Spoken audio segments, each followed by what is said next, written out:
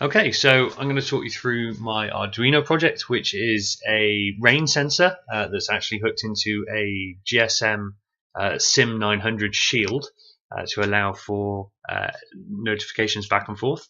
The first thing to note would probably be the indication lights across the front and their meanings. So from left to right, the first one would be a battery replacement light for the actual GSM shield itself.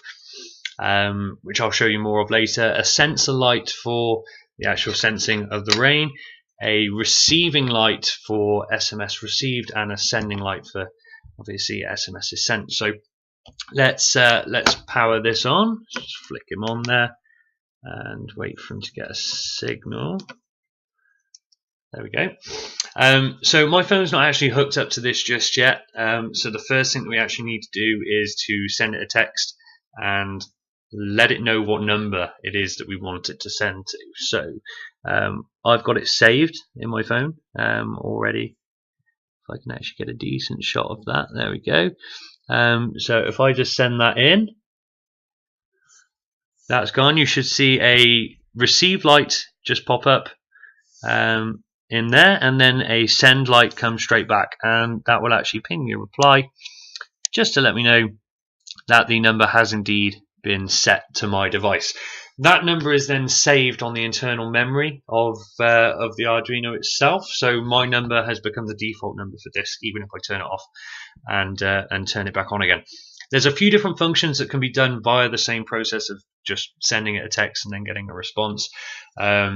Those would be you can ping the device just to check that the send and receive LEDs are working properly, and if so, you'll get a pong in response.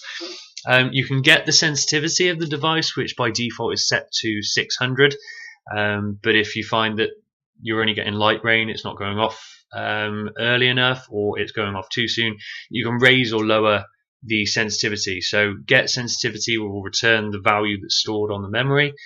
Set sensitivity, and then a number between 1 and 1,000 will overwrite that save and actually set the new number that you've set to the default.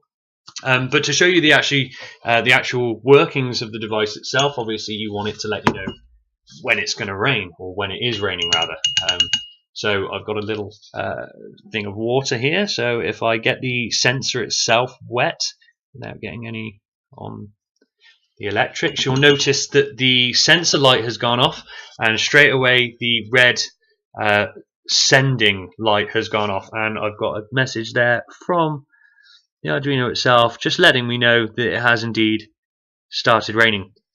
Now typically this will be at an angle, so the rain won't pool on it like this, but it does make it easy to show you. So when the rain runs off and this dries, you'll notice that the sensor light will go off, the red light will go on, and I will then receive a text just to let me know that it has in fact stopped raining with a smiley face. So that's the general functionality of the device itself. Obviously this would be in case this would be on the outside with the ability for the water to run off. The final indicator light on the front would be the battery replacement. Now the GSM shield does use a little bit more juice than the Arduino itself just to run these LEDs. So they're powered separately, and the GSM shield will run out first. So if that does run out, which I'll replicate just by turning it off, the battery replacement light will begin to blink slowly.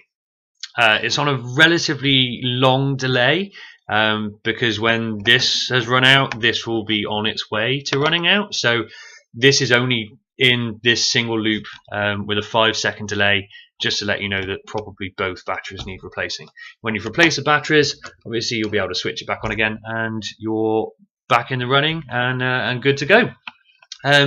So a few functionalities not shown directly, but hopefully enough to get the gist of how it works and what it does. So in a nutshell, that's my project, and I hope you liked it, and thank you for watching.